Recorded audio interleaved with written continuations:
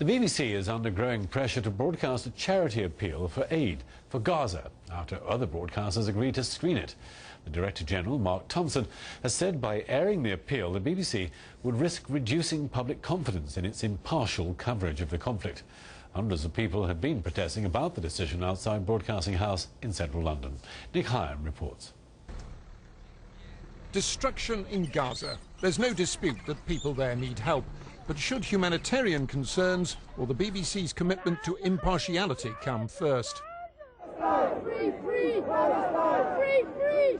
Hundreds of demonstrators gathered outside the BBC's London headquarters today, calling on the corporation to change its mind and broadcast an appeal for aid to Gaza.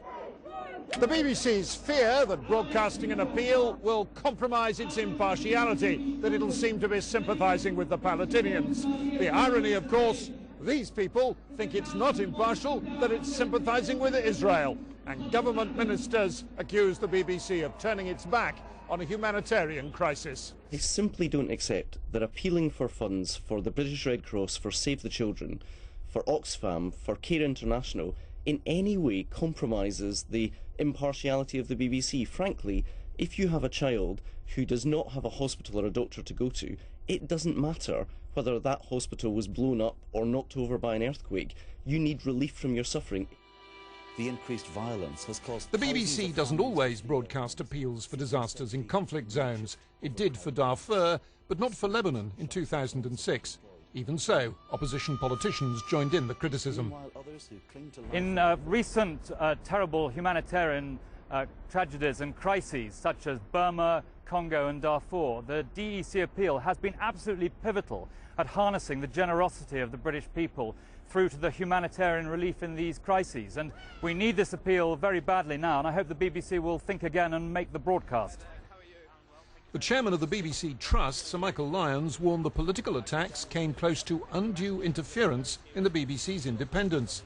And in an email and blog, the corporation's Director General explained the decision. There'll be no rethink until Gaza has slipped down the news agenda, though other channels' decision to broadcast the appeal leaves the BBC looking isolated. Impartiality is an art, not a science. Everyone has to interpret it in their own ways. We took this decision after very careful consideration with our senior news editorial staff, who felt very strongly that this was the right thing to do. And we will carry on with our decision in the way it is until the situation changes significantly. Even if we are isolated, we have to do what we think is right.